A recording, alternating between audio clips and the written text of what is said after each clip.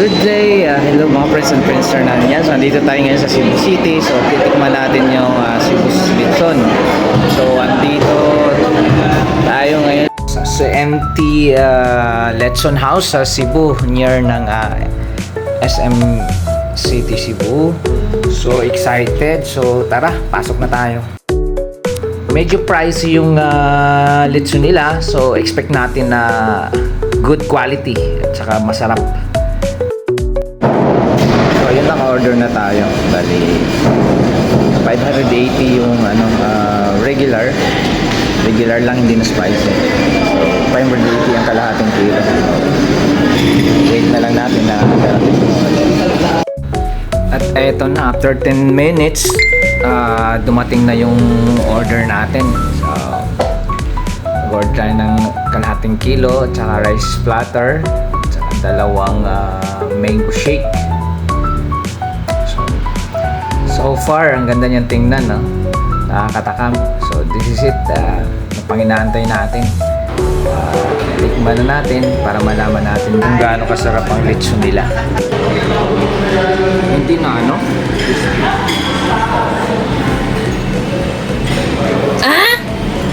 wala.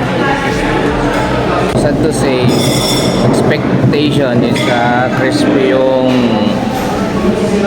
lechon skin, kaso ang kunat na pinapalitan kasi syempre yun yung talagang inaano namin yung crispiness ng balat niya, but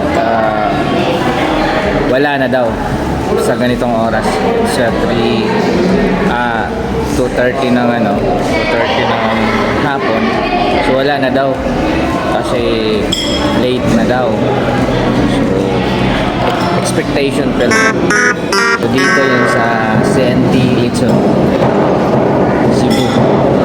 So gusto sana namin yung hindi lang namin alam, tsaka nagmamadali na since may biyahe pa, baka late kami sa sasakyan. So dito kami dinala ng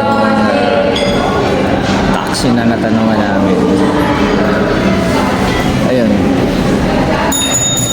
tingnan lang natin. Pinapalitan nila kasi dry na rin yung nakitira. So sana lang paano maging okay.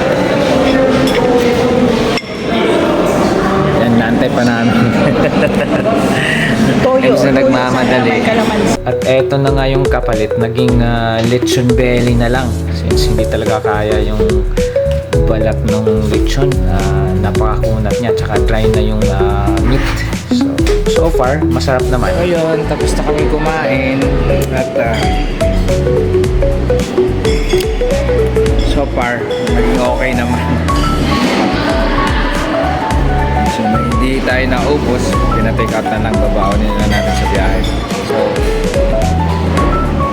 yun lang yung nakakaano doon, yung expect namin na crispy pero crispy na skin, pero yun lang experience in Cebu Lechon here in Cebu City.